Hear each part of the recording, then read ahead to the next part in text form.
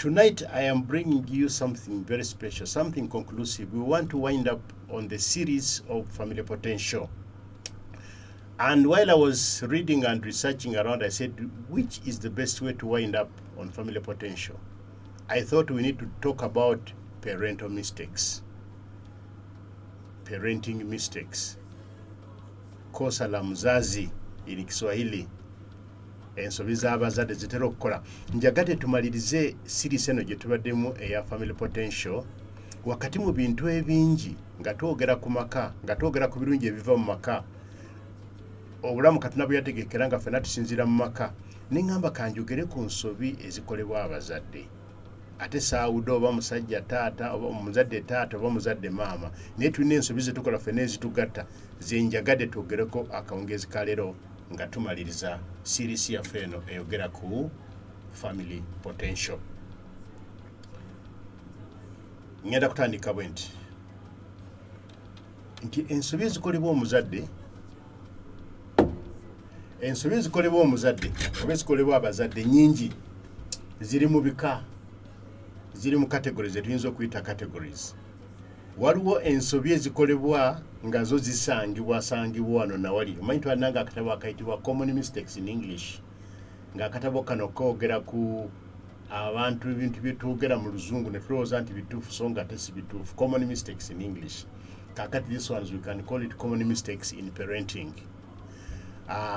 Then there are those categories called the unintentional. Waliwo ensobi ze tukola mu butamanya, mu butali bugenderevu ng'abazadde. Ezo nazo nsobi tuzikola, tugenda kuzitunula mu ziriwo ezo, tuzikola ddi, tuyinza kuzeewala tutya. How can we overcome this kind of unintentional mistakes? Then there's a category of mistakes called well-intentioned. Waliwo ensobi ze tukola ng'ekigendererwa kyo kibadde kirungi, naye bambi ekivuddemu tekiyambye, ng'ekivuddemu tekiyambye, evuddemu nga nsobi. Kakati ze nsobi ez'ekikola kiteezo. What are those well-intentioned but end up being mistakes? Then there are those which we make as mistakes and they are really grave mistakes. Twandizise ensobi dekabusa, ensobi ezikosa omwana, ensobi ezitawaanya amaka eziyinza okukyusa ekyandivudde mu maka ne kiba kirala. Ezo nazo nsobi tugenda kuzoogerako. Kakati ate ne wabeerawo ensobi z'empise modern. Ensobi nga za mulembe gwaffe, they are only possible, they are only modern in the sense that they can only be done by the people of today, because they are technology aided, they are science aided, they are knowledge aided. So there are those mistakes we call modern mistakes, and those are also committed by us as parents. And this is where we are really going to run through the program for tonight. Ekiro kya leero kawungezi kala tugenda kutambula mu parental mistakes, ensobi z'ekizadde, ensobi z'abazadde, makosa ya wazazi, kosa la mzazi, parental mistakes, ebintu bye tukola nga tugenderera bulungi, oluusi nga tunoonya kukolerera bulungi bw'abaana baffe oba amaka gaffe, naye bambi ebivaamu ne biba nga si birungi nga bye byandibadde. Tugenda kutandika ne common mistakes. Zino ze twayitanga common mistakes in English. Ze ziriwa ensobi ezikolebwa abazadde ezimu ze tuyita mu category ya common mistakes. Zirimu nga zino: oluusi okulowooleza abaana.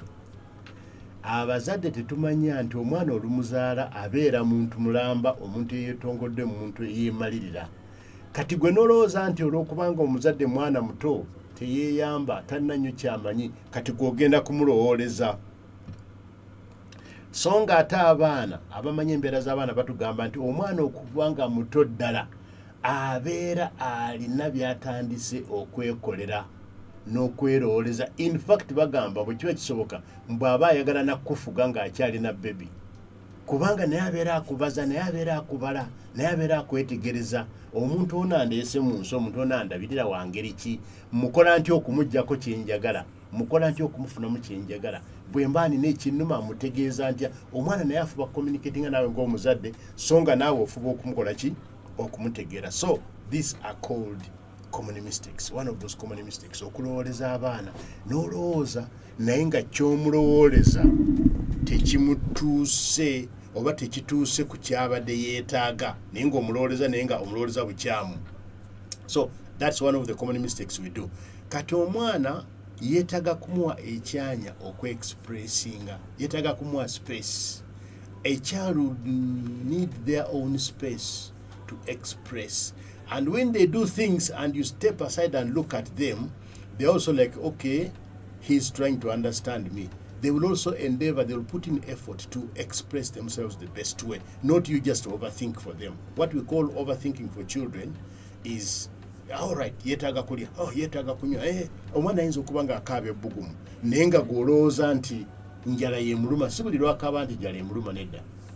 Liyinza okuba bbugumu, ekintu kiyinza okuba nga kimulumi naye nga bw'akaaba gogavuga mwana ntawe, mwana nakaabakabanya ate naakamala okumunywasa ate naakamala okumuliisa. Si we kiri, omwana ono alina language, alina olulimi lw'akozesa, alina enjogera ye gye weetaaga okutegeera, gye weetaaga okumanya. So don't, as a parent, don't bend on overthinking for your child. Teweemalira ku kulowooleza mwana nti buli lwolaba ekimutuuseeko, buli lwolaba kyalina kyayogera nga gw'omulowooleza nga gw'okonkulira ogamba ndowooza kino kigira kimutawaanya. Eyo nsobi esooka. Ensobi ey'okubiri mu luzungu tugiyita dominating your child, okubuutikira omwana wo. Yeefaananyiriza n'ensobi esooka. Kubuutikira omwana kye ki? Dominating your child. Ng'omwana tomuganya kubaako kyakola olw'okuba ng'oli muntu mukulu, gw'omuzadde, ye bebi talina kyamanyi, kiva mu kumulowooleza nga bwe ŋŋambye. Buli kyakwatako kikyamu, buli kyalowooza kikyamu, buli kyayagala okukola kikyamu, emikono bagikuwa buli kyakwatako, akoze susu weemulugunyizza, expression ze za face zoogera, n'enkwata gy'omukwatamu, akoze toilet weemulugunyiza olw'okubanga akoze waatudde. Tagenze ku toilet, naye jjukira mwana muto gw'okolagana naye, tagenze mu kifo kituufu ekyokola mu toilet. Kati gwe n'olyoka ojja omusungu n'omuwuuba n'omukola otya. You are communicating what is not right. It's a mistake. Ntera okunyumya ku mwana omuto gwe nalabako nga omuzadde yali amulabirira ebiseera ebyo, yali yenyinyala nnyo ng'omwana ono akoze toilet, yatuukanga n'okumukuba. Kati omwana mu bwongo bwe n'akitwala nti okukola toilet kintu kikyamu, n'amanya nti buli toilet lwejja buba bumukeeredde kubanga bagenda mukuba, bagenda muyira amazzi aganyogoga mu ngeri y'okumunaaza n'ebiringa ebyo. Kati omwana n'ayingirwamu okutya. Buli lwe yawuliranga ng'ayagala okugenda emmanju mu toilet, ng'omwana akankana n'atuyana n'akaaba, nga oyinza okusobola n'ogamba omwana ono abadde ki? Olw'okuba ng'omuto yali amulabire yali mukambwe bulungi, awo yamukubiranga empi, kumba amwongera bwongezi mukola ki? Mu kutya. The caretaker of a child, I always tell a story about this child who was being taken care of by somehow a harsh guardian. This happened not to be the biological parent of the child, but whenever the child did toilet, it invited so much punishment that it meant a child now to develop fear for toilet.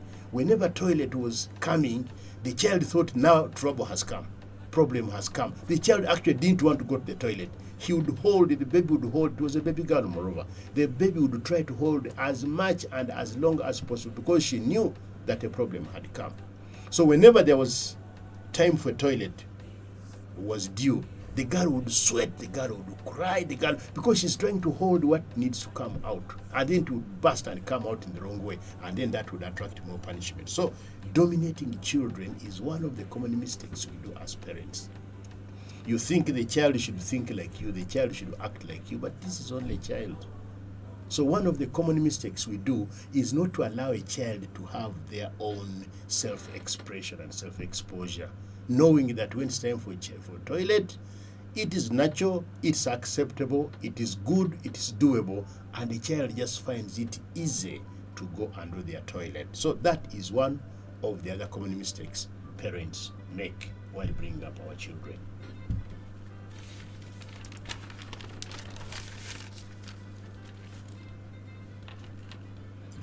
The other mistake that parents make, the other mistake that we make as parents while bringing up our children is inconsistent discipline. Inconsistent discipline, what does this mean? we do confuse our children whenever we approach matters of discipline inconsistently. One time, one act seems to be wrong, it even attracts punishment. The next time, it seems to be okay. You are inconsistent. Maybe inconsistent in a sense that to one child it's a mistake, to the other child it's okay. When parents are with visitors, one behavior is acceptable, the other behavior is not acceptable. When you're alone at home, something is acceptable. When the visitors come, it's not acceptable. Inconsistency. So children get confused as we bring them up.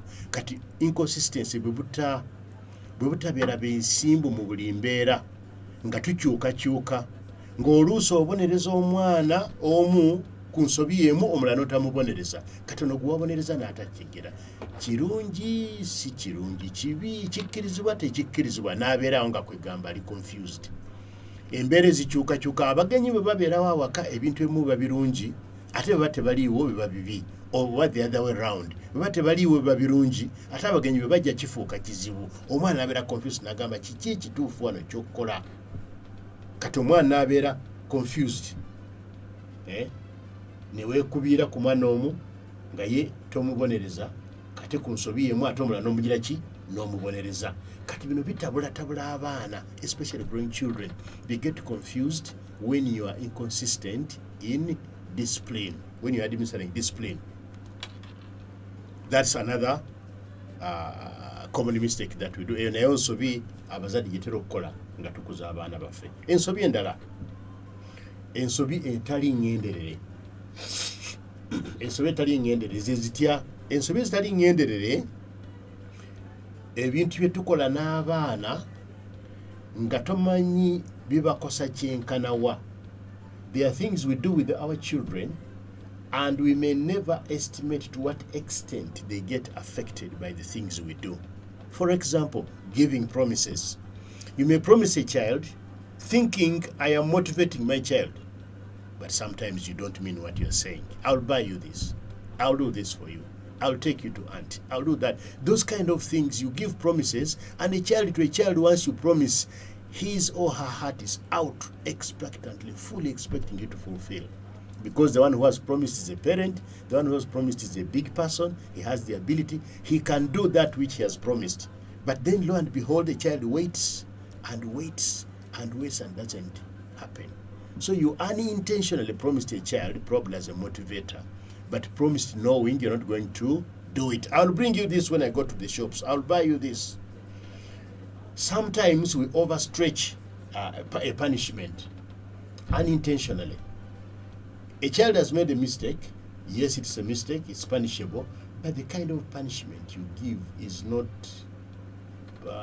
proportional to the mistake done. I have seen stories of parents who have burnt the fingers of their children for losing some change money when they're from the shop. Okulandulula okusussa ekibonerezo naye nsobi abazadde tugikola. Omuzadde n'osanga nti ayokeza omwana we engalo nti kubanga omwana chenji yamubuzeeko, chenji wa sente mukawa kya 5 kikyamuguddeko ng'ava ku dduuka. Balance ali luddawa? Bakuwadde ku dduuka bamumpadde, ali luddawa mami simulaba. Omwana ne yenoonya n'agamba simulaba. Kyagamba zibuze ziyise mu ngalo ne zigira ki? Ne zigwa oluusi n'okuzirunda bazironze. N'omugamba ddayo kukuba oyise olabe. Omwana addayo n'akomawo n'addayo oluusi n'omusiibya ng'omugamba okutuusa ng'olabe sente zo togenda kulya. That's terrible, eh? Ku siringi 5 n'obugamba omwana alina okuba nga azireeta alyoka asobola okulya. Kwegamba ekyo ekibonezo kiba kisusse, kiba tekyenkanankana na nsobi omwana gy'akoze. Eyo nayo nsobi abazadde gye tukola. Waliyo abookya abaana engalo n'akuba omwana n'ajja n'amabwa, naye bw'omubuuza ensobi ekubisiza omwana ng'oluusi kantu sikkali awo nti kanene nnyo. So abazadde tukola ensobi zino naye tweddeko kubanga tuba tetwagala kutuusa abaana baffe ku buzibu buno. Sometimes we cause stress. The other sort of kind of mistake we make, common mistake. To stressing abaana tutya omwana ogenda musuubiza ekintu ekinene mugambe mwana gwe ngenda kukutta, ngenda kusalako obulago. Waliwo abazadde aboogera bati eri abaana. Omwana agamba bagenda kunzijjako omutwe kati omwana natandika okuimagininga n'atuulawo naye nga imagininga bagenda kunsalako omutwe bwesoogera mazima bwesikola kino bwesiddamu taata bwesireeta kyansabye agenda kunsalako omutwe. Is that really worth? Kati yo punishment naye ebeera esuse ku mwana. Kati omwana naaba nga ensobi gy'akoze yeesi nsobi tetuganye yeetaaga kubonereza naye gwe ogubonerezo gw'omutisse gumutuusiza okutya omwana ayagala nakudduka awaka kubanga omugambye ojja nakumukolako ki ojja nakumusalako omutwe ojja mumusalako omukono. Omwana ayimagininga n'abeerawo ntya nga bansazeeko omukono n'akola ntya nga bamaze okunsalako omukono. So abazadde mu butali bugenderevu bino bye bintu bye tukola n'abaana baffe bye tukozesa abaana baffe bye tuyisaamu abaana baffe ne bifuuka ebizibu. Omwana n'akula nga tamanyi oba gwe muzadde ddala amwagala oba muzadde tomwagaliza bulamu, oba ddala omuzadde you mean well omwana ono anaasurvivinga neyeebuuza n'amalako ntya nga buli kiseera kyonna bansuubiza kunzita. Waliwo abazadde abagamba nomwana gwe nja kukutta kasita nze nakuzaala. That's not right. Si kituufu n'akamu kubanga omwana abeera akulira mu kutya okutasalako buli kaseera. Eyo nayo nsobi. That's another common mistake. Yes. Kati abazadde mu kukuza abaana baffe twewala okukola ensobi zino. Waliwo ensobi endala gye ngenda okwogerako. Common mistake. Ng'ekigendererwa kirungi naye ebivaamu ne bitaba birungi. Mu Lungereza tugamba well intentioned but we make these mistakes commonly. The intention may be good but sometimes the results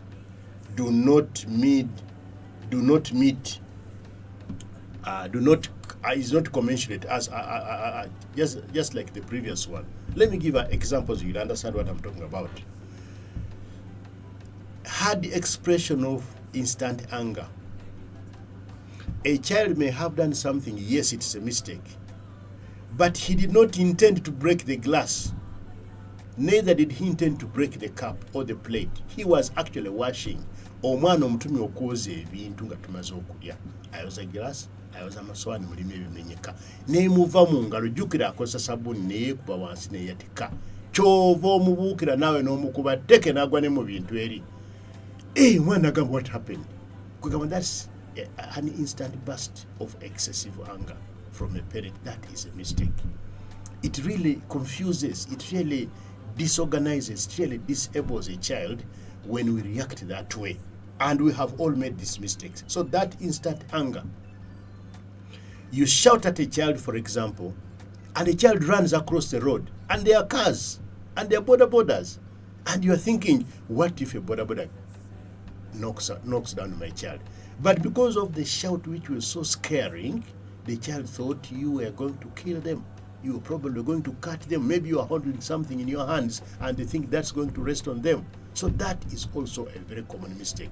Actually, one of these days, I was passing somewhere in Mukono.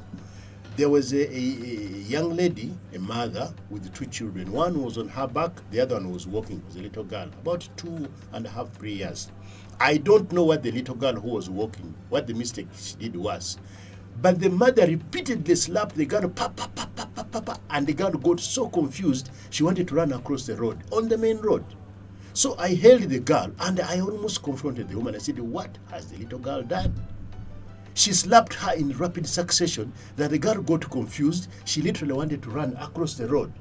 So that kind of burst of anger by a parent, which can even cause a child to run into a fire, to run across the road and get run over by a car, is really, really a common mistake, but it's not necessary. Abazadde, buno obusungu obw'ekibwatukira bwe njogerako. Omwana n'akola ensobi oluusi ffenna ze tukola. Gw'omutumye okwoza amasowaani, gw'omutumye okwoza ebikopo, naye aba ayoza bw'ati ate jjukira akozesa sabbuuni.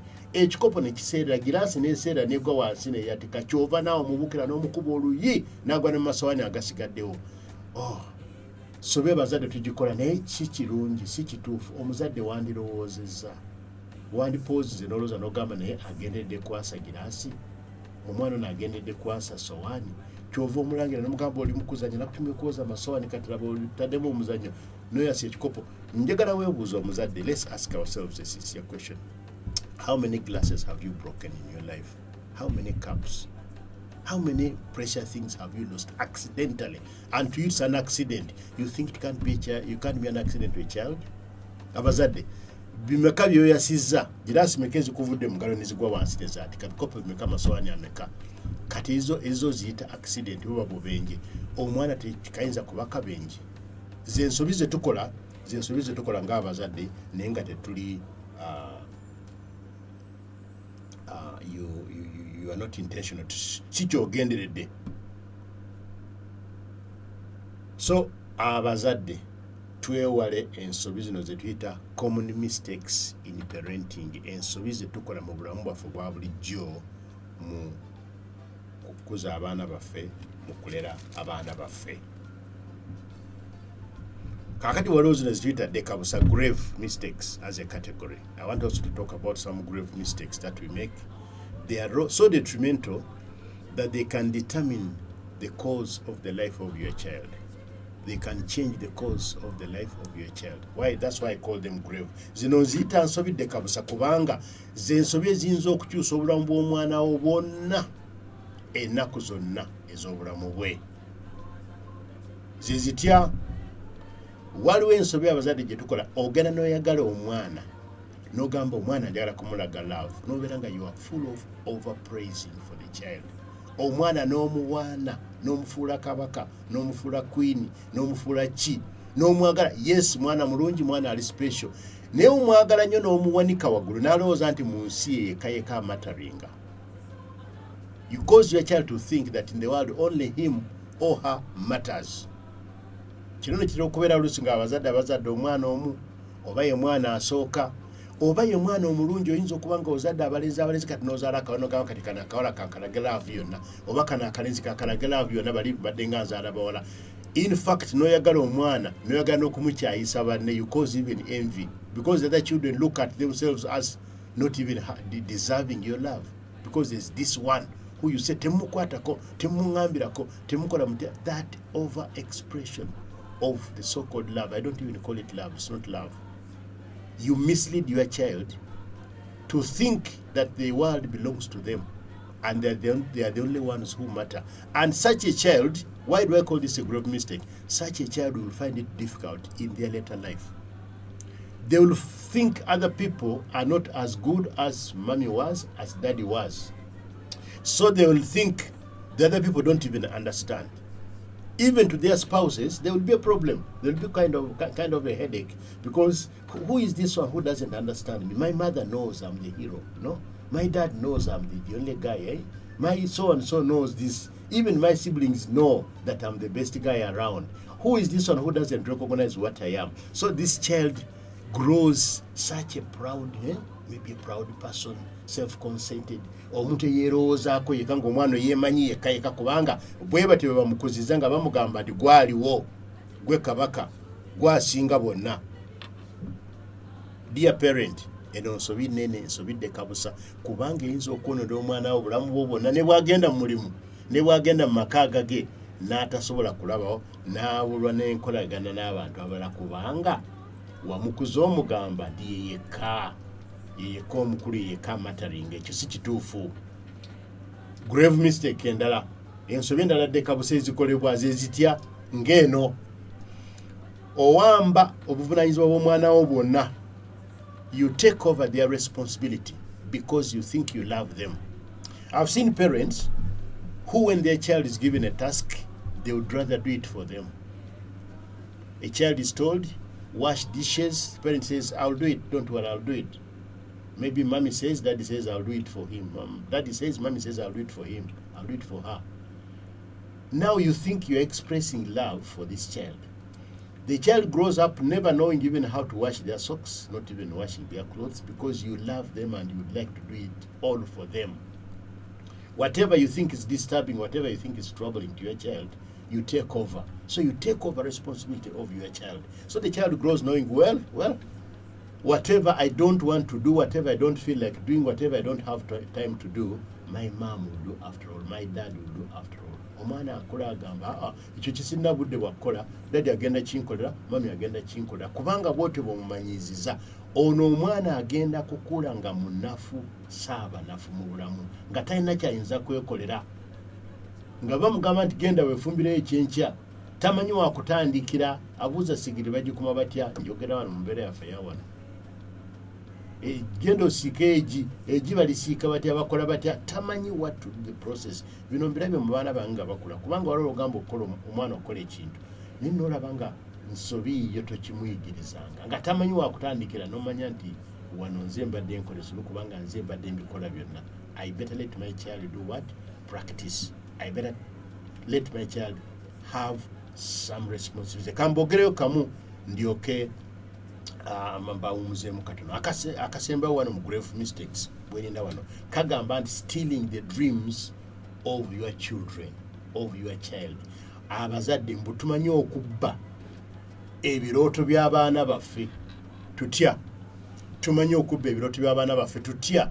Ffe twefuula ababamanyi ennyo ne bye bagenda okubeera mu bulamu ne bye twandyagadde babeere mu bulamu. So omwana ogenda okugamba mwana ono njagala abeere kino ne bw'asoma njagala aveemu kino ne bw'agenda kwegamba omwana mu luzungu tugamba nti you set ceiling for the child instead of opening for them windows of opportunity to see that there's variety. There can be a lot. There's a lot open to them. So you seal them, you build walls and ceilings for them and you box them in so that they can only be that which you have determined for them to be. That is a grave mistake. Tukola ensobi endala omwana tumuzimbira ebisenge ne ceiling ne yesanga ng'ali mu kabox gwe omusobola okumugamba kyasobola okubeera oba kyateekeddwa okubeera mu bulamu. Kati omwana eyo n'akula nga maama ye mugezi we taata ye mugezi yamutegeerera talina kyayinza kubeera okugyako ekyo mami kyamukoze eki kyamugambye. Talina kyayinza kwekola okugyako ekyo taata kyakoze eki kyamugambye. Kakube kusoma omusalirawo njagala obeera engineer njagala obeere kino. Kati mukazi watu musajja watu n'akaka ne bw'aba talina busobozi neesanga alina okukaka kubanga mami kyagira ki kyayagala dadi kyagira ki kyayagala. Omwana twandimuguliddewo madinisa. Omanyi abantu abakola computers lwaki baziyita windows? Do you know why windows are called windows of the computer? Because when they created this interface, it allows you to see inside to see what's inside the computer. And they are called windows because you see several things, just like as you look at a window and you see many things. Manyanga wotuna mudinisa n'olaba eweero n'olaba ebintu ebingi n'amadinisa gano ag'oku computer ze tuyita windows program bweti bwekola nti ekukkiriza n'otunula n'olengera bingi ebiri munda mu kompyuta yo. Kakati n'abaana mu bulamu omuwandiisi omu yagambye let's open windows instead of building walls and ceilings for them. Abaana tubagulira amadinisa tubalage nti obulamu bujja mulimu emikisa mingi, mulimu obusobozi bungi, mulimu ebirabo bingi, mulimu ebyokukola n'ebisoboka bitya bingi. So my favorite writer, one of my favorite writers says, fortune favors the bold. Instead of building ceilings and walls for your child, open for them opportunities.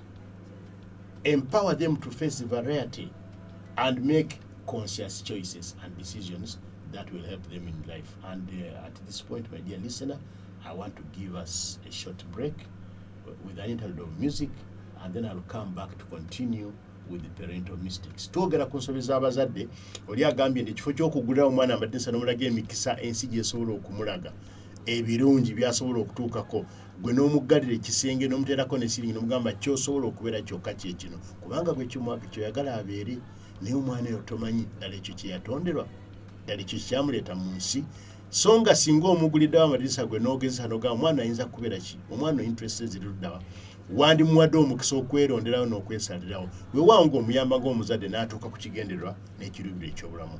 Njagala twewuumuzeemu katono wano n'akayimba n'oluvannyuma tukomewo tweyongereyo n'ensobi ez'ekizadde ensobi ez'omuzadde. Mukama abampeera omukisa.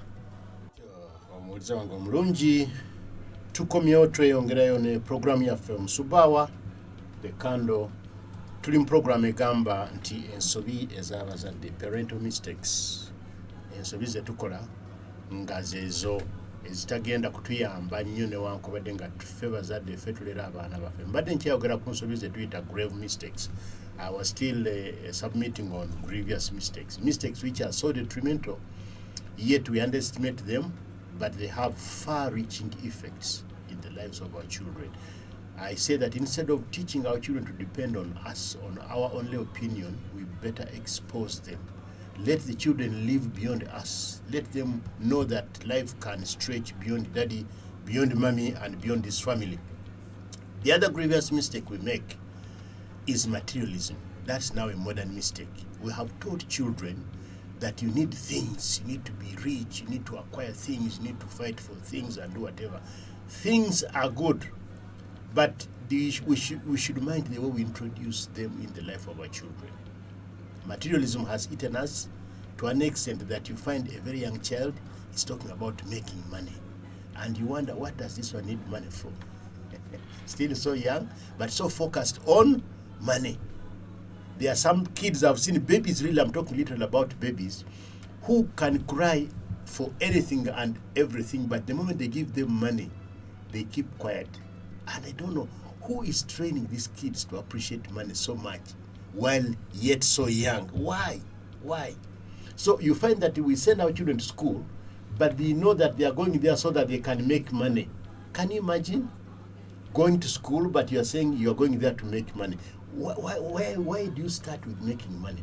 What about giving a service to needy people? Giving a service to people who you work with? What about that being the primary focus for going out to work? So that's another grievous mistake we make when we focus our children on materialism.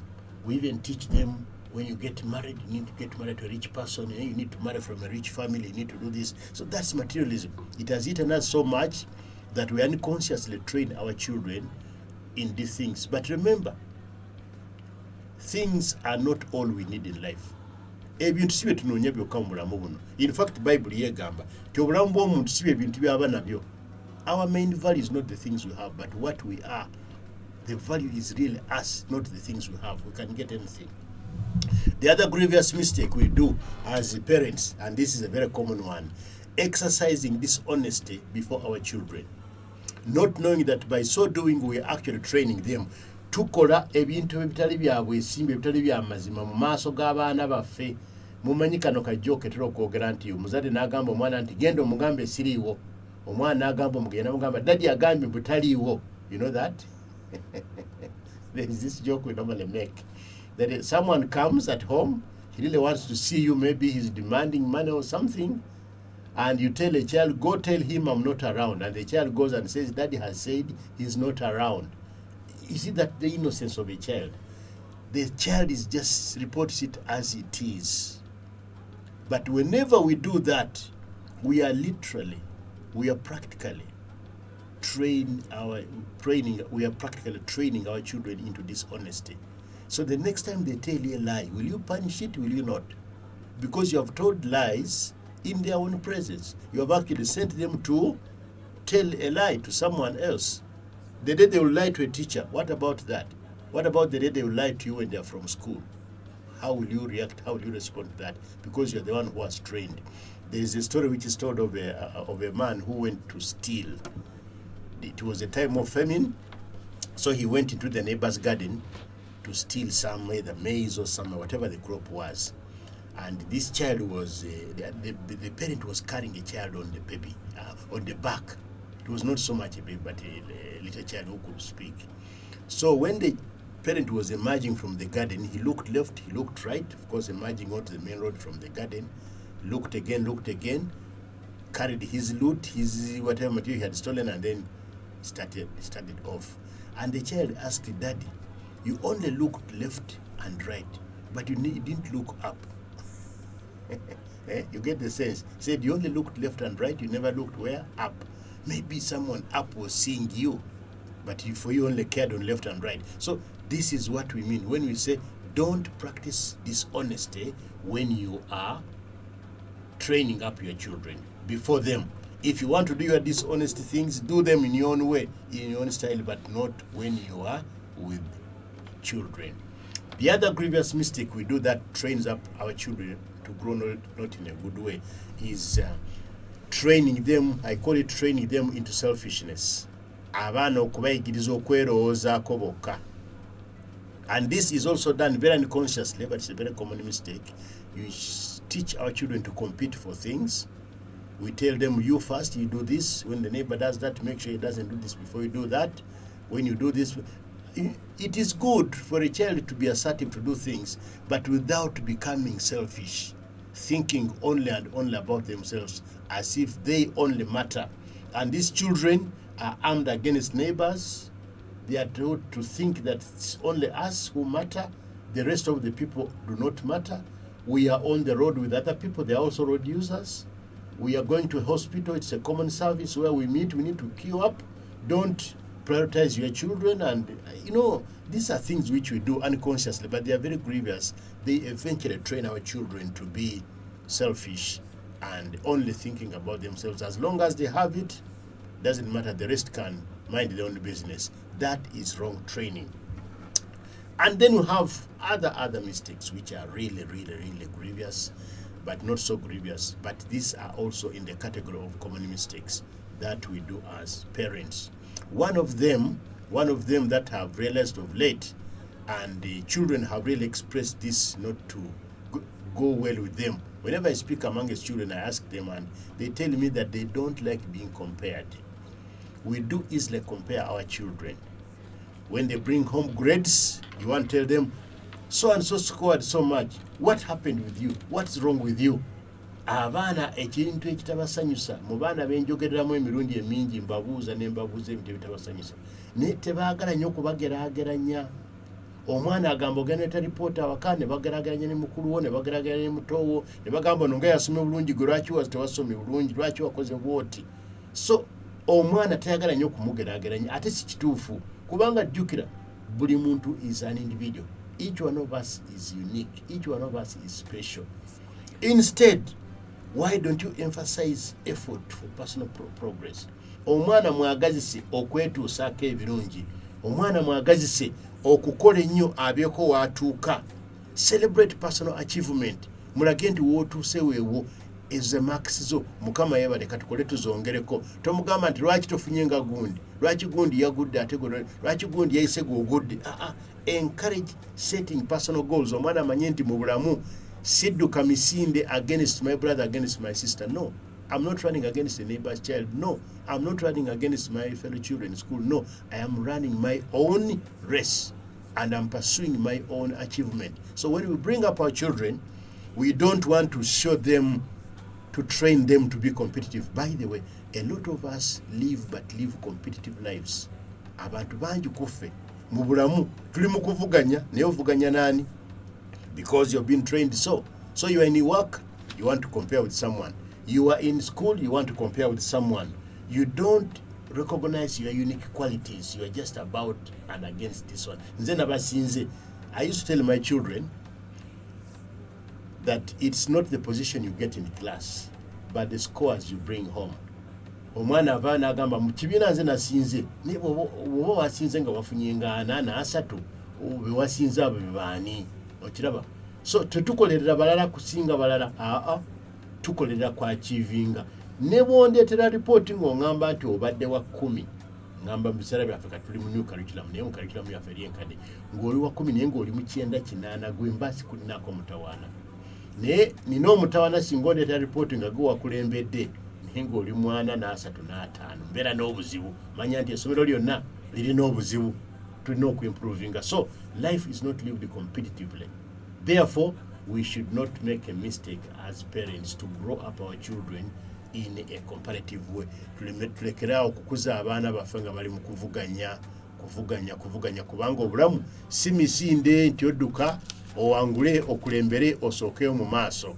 So omwana alina okumanya nti ng'omuntu akola kwachivinga bibi, kufuna bibi, si lwakubanga gundi afunye nange nina okufuna.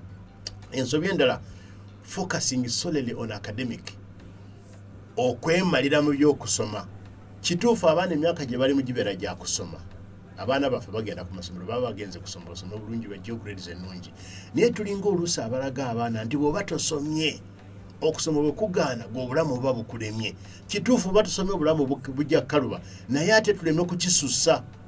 Tulaga omwana nti okusoma ne bwe kuba kutawaanyiza n'ojjamu ekirala n'osobola okukola ekintu ekirala, naawe osobola okubaawo. Kubanga mu nsi muno mumbuulire, bonna be tuli nabo baasoma? Nedda. Bonna abakoze ebintu ebiriyo baasoma? Nedda. Waliwo abataasoma. Naye okumanya personal achievement n'ebirabo byo n'obulungi bwo n'amagezi go we gali, nakyo Mukama akuyamba biba birabo. So fe abazadde tulinga abagamba omwana twagala high grades, twagala achievement, twagala first class, azibwe binamuleetera essanyu mu bulamu, tuba tumulimba. tuba tulimbye omwana alina okumanya nti obulamu busukako ku ki busukako ku byokusoma ku academics. Obulamu bulimu enkolagana n'abantu, social emotional intelligence, mulimu creativity, mulimu physical health, mulimu spiritual life. Obulamu bulimu facets ngi, bulimu ebirungo bingi ebisukako kusoma. So omwana ne bw'anaabeera omugezi genius nga Maxon azikuleetedde naye nga tamanyi Katonda, ddala oba musanyufu? Omwana ne bw'anaakola naye nga tasobola kukolagana n'abantu balala, amalala gamususse, avuma buvumi bwa neighbor, takwatagana n'abantu, anakola mu ofisi yaawa, aliweereza luddawa nga tasobola kukwatagana n'abantu. So tuleme okulaga abaana baffe nti okusoma kwokka kwe kukulu era kwokka kwe kumataringa. Let's stop this emphasis on only and only academic achievement. We sometimes overemphasize academics as if it's the only way to live, when we neglect a lot of good that our children can achieve in the social life, in the spiritual life, in the emotional intelligence. You find a child who cannot reason anything, but they are very clever. They are scoring grades. I wouldn't really score that child very highly. I wouldn't rate such a child highly. I would rather have a balanced child, knowing that academics is good, but also this and that is also good. So we should emphasize balanced living. We should support social development, spiritual growth in our children. We should encourage self-management, anger management. That's part of the emotional intelligence our children must have. There are some kids still very young, but once they get angry, they have to be given everything for them to get out of anger. Bamuwa buli kimu, bw'akaabira omugaati balina okumuwa omugaati, bw'akaabira sente balina okuzimwa, bw'akaabira ddole balina okugimwa ne bajja kuba ne kati ate bw'ojjako ogiwa ono ye nga tasobola kwefuga. Bw'akaabira ekintu olina okukimuwa. Is that really right? Ate oli atakaabye ye tomuhaatinze, tomulumiza, kubanga yero okuba takaabye takikaabidde yo kimuggyeko n'owona akoze eki. Ekyo kizibu. Omwana oba tomuyigiriza kwefuga. Nze abaana abange nabakuzanga mbagamba nze bw'okaabira ekintu nga nkuleka okaaba oba weesasudde maziga mba sigenda kikuwa. But if you ask and we reason it out, then nkikuwa manyi nti gwe nkiwa akola ki. So we need to celebrate achievements of our children in all spheres of life and stop this business of focusing on one thing. Kasita yayise, kasita yafunye grade ezisooka, kasita yavudde mu kibiina yabadde promoted. Omwana alowooza nti okusoma kwokka kwe kukulu mu bulamu. Waliwo eno gye tuyita overscheduling and under-relaxing. Overscheduling kyeki? Abazadde abamu tulowooza nti omwana okumuyigiriza okukola olina kumupika byakukola, n'omuoccupying essaawa ze zonna n'opakira n'omugamba kola kino bw'omala kino, okole kino bw'omala kino, okole kino bw'omala kino, malize njala kusanga byonna bikoze eki biwedde. Well done muzadde, okoze bulungi. Naye omwana oyo ddala anaaba akyaliye ng'omupakidde ebintu ebyo byonna okubikola. Olinga agamba wootali omwana yalina okureplacinga, yalina okukiikirira. Si bwe kiri. So parents, the temptations to fill up our children's diary and deal with activities needs to be rethought again. Some of us overpack and under-relax our children, forgetting that they are children. Tutika abaana, tubinika abaana ebyokukola nga bisusse, nga diary ejjudde eryet. Ne weerabira nti mwana oyagala mukuuma busy. Abamu balowooza that we keep them busy so that they don't fall into other bad habits. Some of us think that's the advantage. Omwana mukuume mu ebyokukola, bawe ebyokukola baleme kwetaba mu mize emibi. I don't think ekyo kikigaana omwana okwetaba mu mize emibi. No. We just need to know that when children are growing, they are children. They need time to play, they need time to relax, time to have fun, time to just be themselves, even time to rest. Omwana yeetaaga obudde obw'okuwumula. Naye n'ogamba omwana atandika okukola okuva ku makya mpaka mituntu, mpaka kawungeezi, mpaka lwanaako alyoke yeebake, oba towadde mwana kiseera kya balance development. Omwana yeetaaga abeereko ne fun time ne banne. Bw'aba asobola okuzannya azannyeko ne banne, bw'aba asobola okufuluma mu kusaba akapiira, bw'aba asobola okuddukamu. Twali mu covid ne tukola ebintu bingi n'abaana baffe byansanyusanga nnyo. Twaddukanga emisinde ne twetoola gino mu bunakyala, ne twetoola ne tukola saketi zaffe ennene ne tukomawo nga tukooye ne tukola ebirala byawaka naye nga at least nga twetabye tukola ebintu ebyenjawulo. So omuzadde, when you bring up your child, avoid the mistake of overscheduling their day and relaxing them. They are only children. When they grow up, probably when they get into work like you, they will be overscheduled, and then they will come also talking about how busy they have been. So sometimes we don't want our children to be bored at all, and children of nowadays tell us that I'm bored. Boredom is good. By the way, through boredom, people become creative. People sometimes just need those blank boxes to stay in. Waliwo ka box aka sirina kyakola kati sirina kyenkola nako kalungi omwana okayingiramu kubanga ako kayigiriza obwongo bw'omwana okukola. A lot of times we think boredom is killing someone. No. Boredom doesn't kill.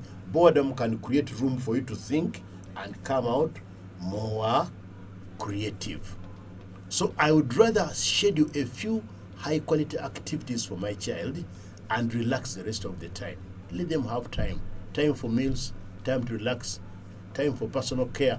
Very, very important for a growing child. So my dear parents, it is a mistake also when we overschedule. Ebansobi okupakira omwana ebyokukola notamulekerawo kaaganya, notamulekerawo kadde, yaddaako okulowooza, yaddaako okuzannyamu, yaddaako okubeerako n'emirembe gye n'abeera nga mwana. Eyo nayo ensobi endala ngenda nzidduka ngenda nzituuka mu bulago ndowooza. Ensobi endala gye tukola ng'abazadde, misinterpreting behavioral signals from our children. Obutategeera bye tulaba mu bulamu bw'abaana baffe oba mu nneeyisa zaabwe, ekyo nakyo kikola bubi. Kitya kubanga abazadde abamu we over suspicious, twekengera nnyo, tuli nnyo ku bunkenke. Olaba omwana kikyategeeza, omwana kitegeeza ki ekyo? Kankigeraageranye kambawo example ekyokulabirako. Waliwo abazadde abakuza abaana abalenzi oba abawala nga tayagala ayogere na mwana wa opposite sex. Bw'abeera omulenzi tayagala mulabeko ng'ayogera n'omuwala, bw'abeera omuwala tayagala alabe ng'ayogera n'omulenzi. Naye buli lwalowooza nti omwana we omuwala ayogera n'omulenzi, alowooza nti omulenzi amukwana. Ayinza n'okubanga mwana muto, oluusi nga n'ebyokukwana tanaba kubituukamu, tanaba nakubitegeera, kati gwe gwamuteeka ku bunkenke, gwamukanga, gwamuzuukusa, gwamugolokosa okumuteeka mu kintu ky'atanaba kukola ki? Kulowoozaako. Abaana tubakkirize babeere nakyo. Behavior z'abaana, enneeyisa z'abaana zibeera zoogera. In fact boogera nnyo okuyita mu nneeyisa.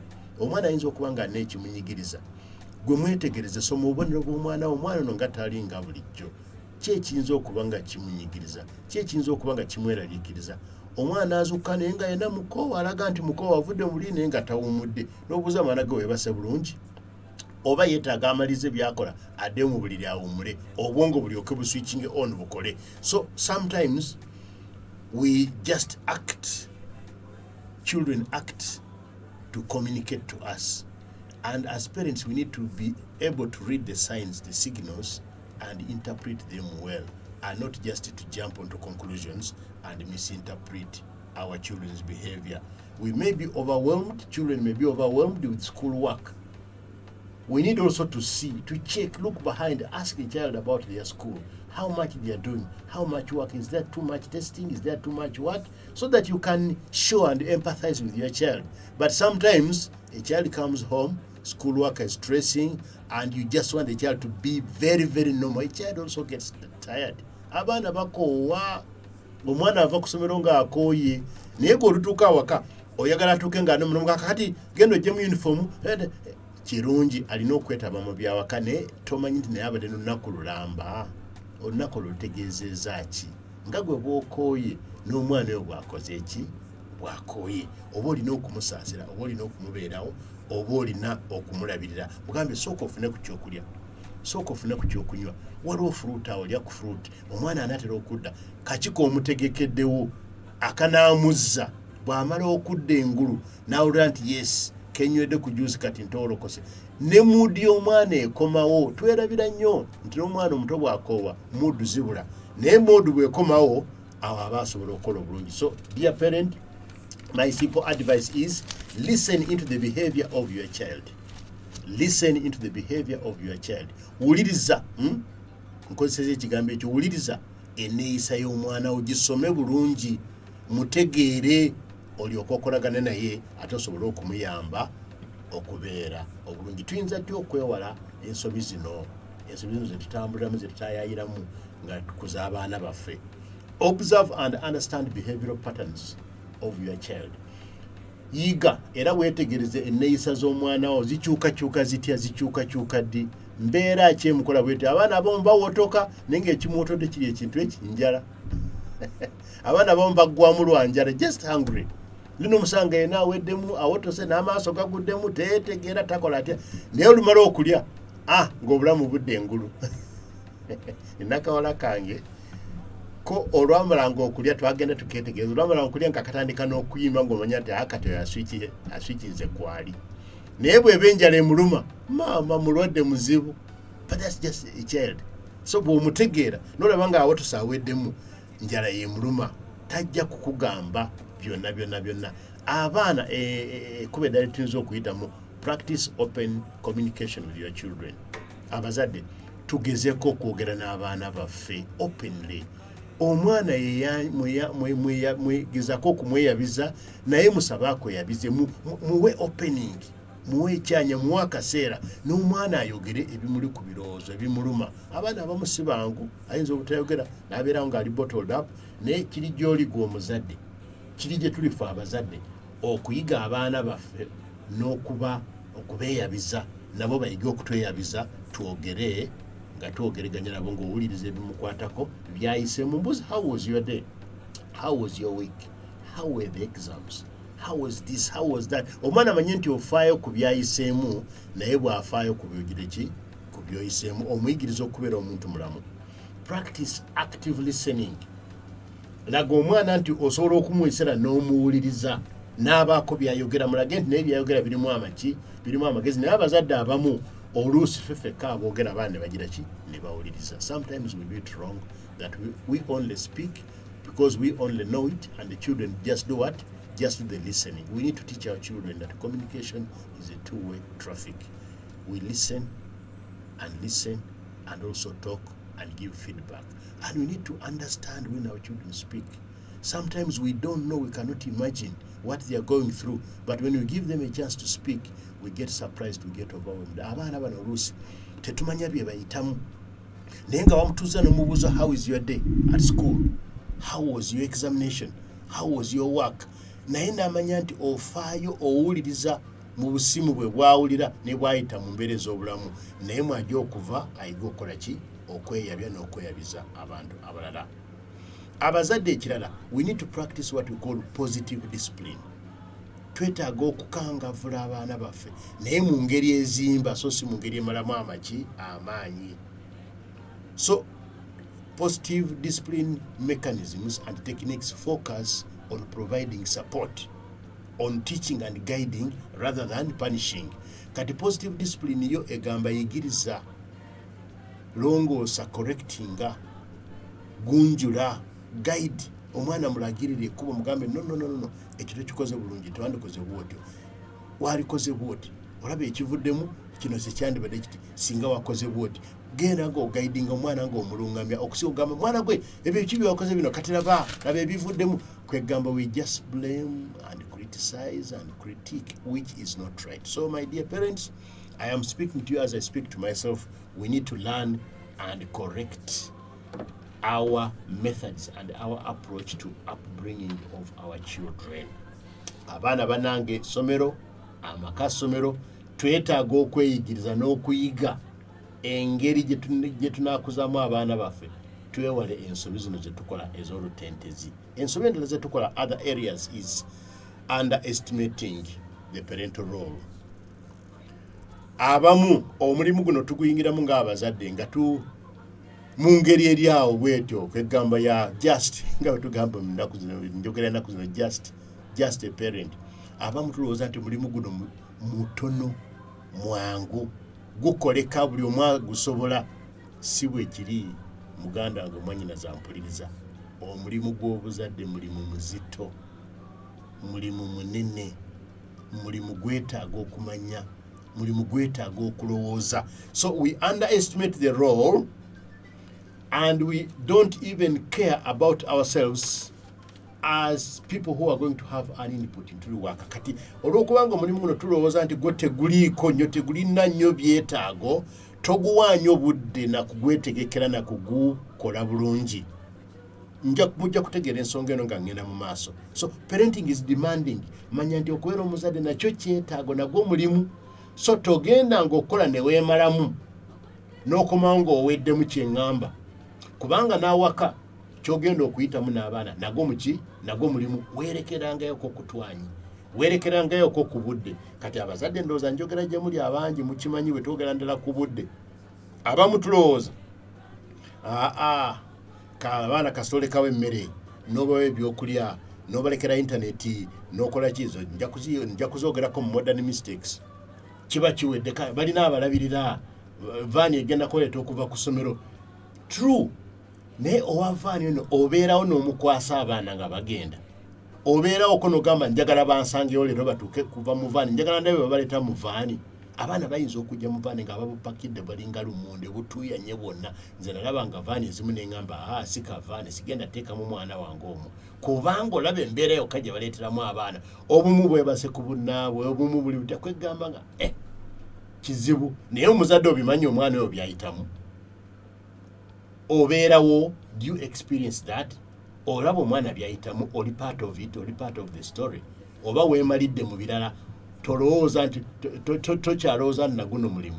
Twemalira mu birala tulowooza nti guno mulimu, kati ne tulumala ne twewaayo too much onto other things, ne twerabira nti omwana tujja kumuwa bw'ibyetaago. We focus too much on providing the needs and neglect our own needs as the primary inputs of parenting. Kugamba twerabira okwerabirira ng'abazadde kyengezaako okwogera wano.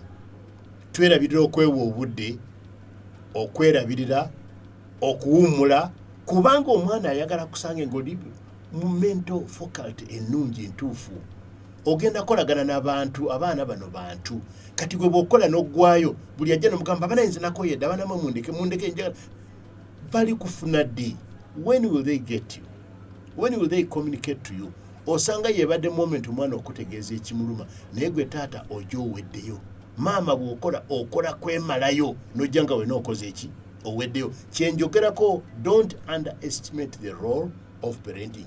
Omulimu guno togunyooma, weetaaga okubeera obulungi okusobola okukola obulungi kyeŋŋamba. So parental well-being is good for a healthy family. Omuzadde okubeera obulungi ne family wijja okukoma okubeera obulungi. Naye gwe bw'ogamba nti nze kasita nabawadde emmere, kasita nabagulidde school fees, saasasudde, saakoze eki, birungi nnyo taata obikoze, but be involved. Omwana akugambye it's visitation, bagenda tukolako assessment, will you be there? Onoobeerayo neyogerako n'omusomesa n'omanya omwana we byayitamu, oba ogamba kasita wasasula. A stressed mother and father is equally a problem for the whole family. Taata ng'ali ku stress, maama ng'ebinywa bimwereeze, ng'emitaafu naye abeera kizibu eri amaka. Kyenjagala okwogera wano. This is what I'm saying. When a parent is overstretched and overstressed, that very parent becomes a problem for the family. Eventually the problem builds up and the family may not get good benefit from you. Ekizibu kino kigenda kyeyongera kubanga gwe emirimu gikumalawo, kubanga safaari zikumalawo, biki bikumalawo.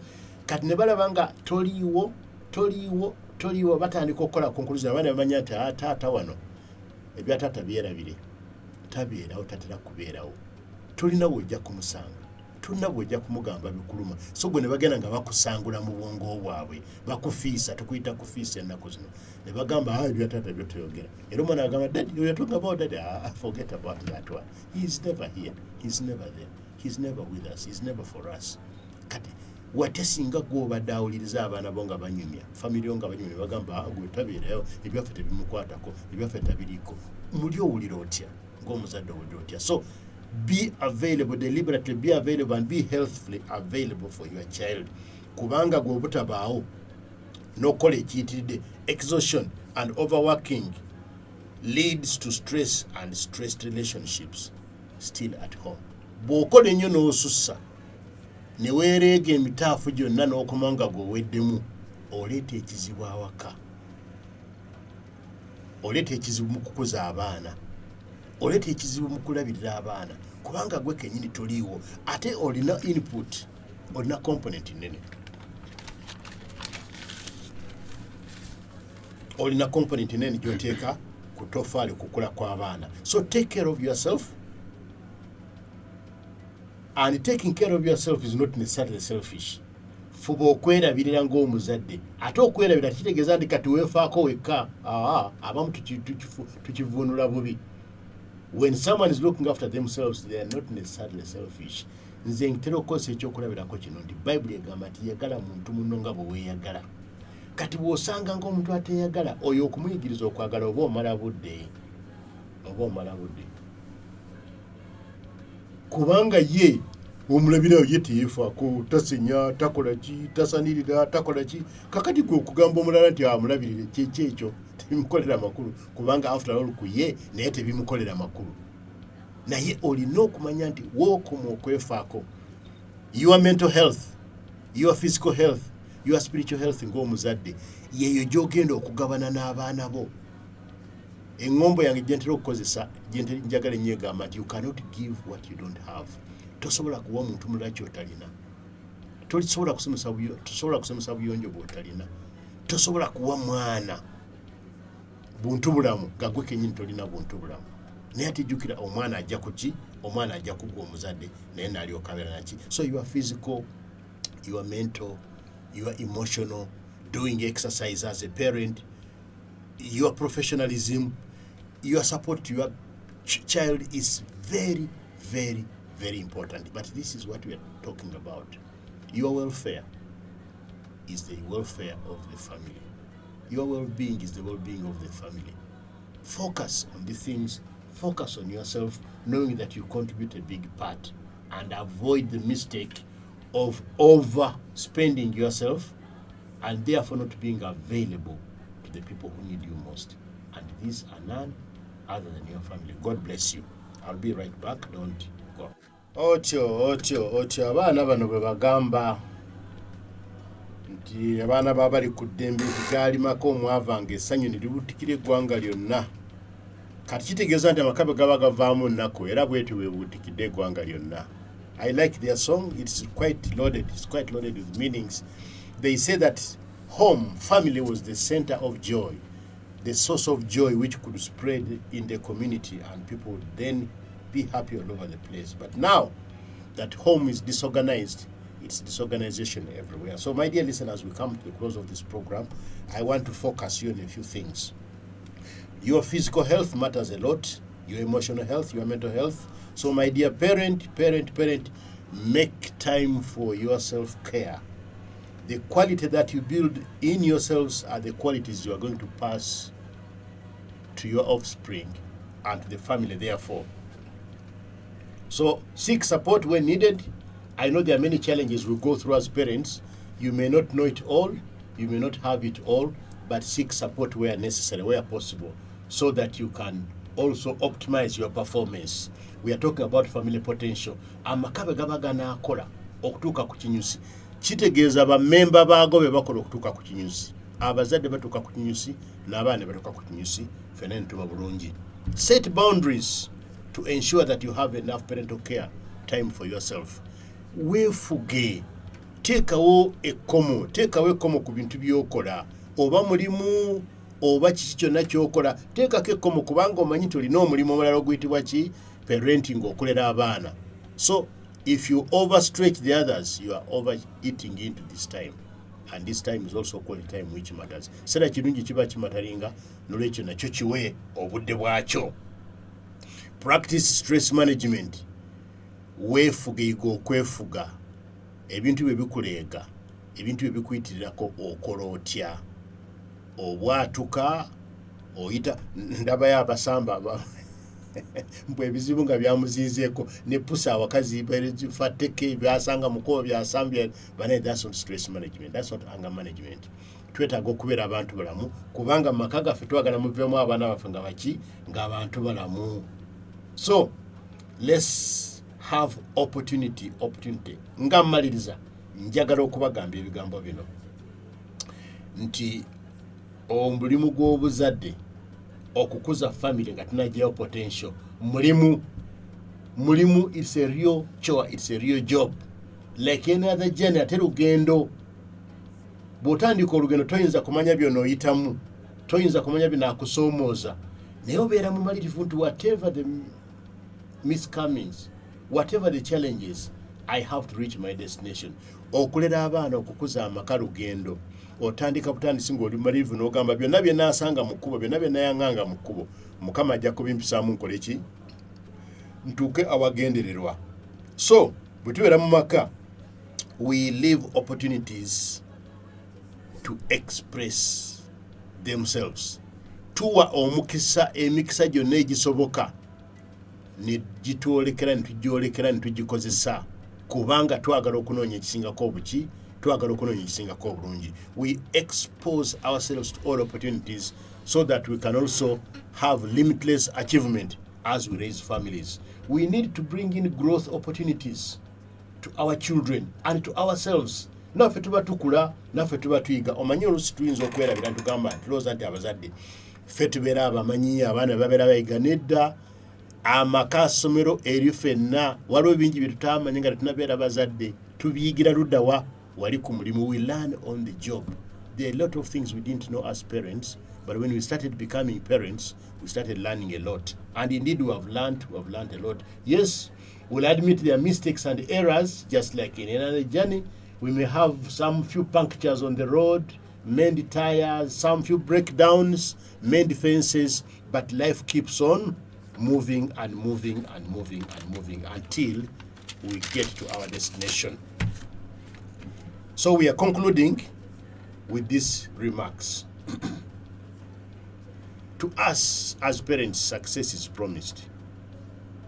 The Bible says, train ye up a child in the way they should go, and even if they are grown up, they will not depart. Ekyo kisuubizo kinene Bible yetusuubiza nti abazadde tujja kuwangula. Agamba nti manyiizanga omwana, kuza omwana mu kkubo erigwanidde, ne bw'aliba nga akaddiye tagenda kola ki?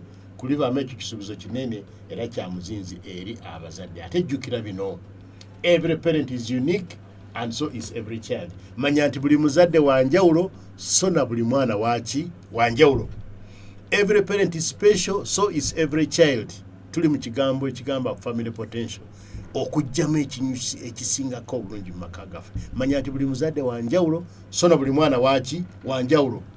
We all pursue unique life journeys. Olugendo lw'obulamu buli omu agoba lulwe, tewali agoba lwa munne, tewali avuganya naki ne munne. So abaana tubakuze nga bamanyi kino, so nga ate naffe abazadde nga tuli ba champion b'ekyo tukimanyi. So at every stage, at every stop, celebrate the achievements so far reached. Buli wotuuka n'oyimiriramu, weeyozeeyoza olw'ebyo bituukiddwako. Abantu bwe bayozeeyoza olw'ebyo bituukiddwako, weebaze Mukama, bala emikisa gyo, count your blessings, take stock.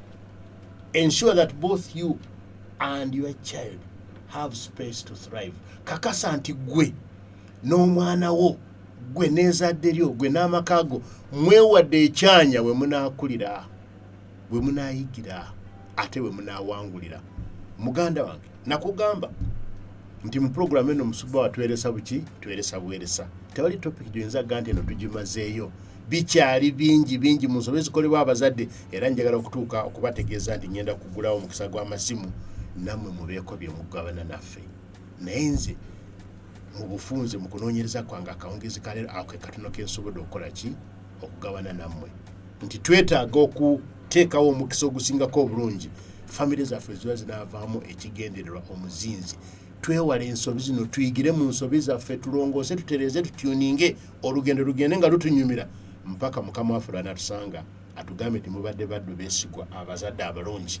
Ate tuyingire mu bwakabaka n'abaana baffe, tutuke mu buwanguzi n'abaana baffe. So muganda wange ampuliriza akawungezi kaleero nkwebaziza nnyo, nsiimye nnyo okuba nti tubadde nammwe ku mpewo nga twogera ku programu yaffe n'esembayo ku nsobi z'abazadde mu series ebadde empanvuko eya family potential. So through the family we can achieve, and that is God's intention. Katonda kyeyava atuwa akantu kano akayitibwa family tusobole okweteekateeka tweyigirize libeere essomero libeere ekkolero. Mujjukire kali, where are we made in? We are made in our families. We are made right at home, and from there we are launched into the world to experience and to live our lives. May God bless you. May God lead you as we get into its phase of feedback. Abanaye Mukama abampera omukisa, njagala nnyo okusiima n'okwebaza abadde naffe okuyita mu programu eno yonna. Katulabe kati nammwe bimwogera erudde eyo. Mukama abampera omukisa, mwebale kuba naffe.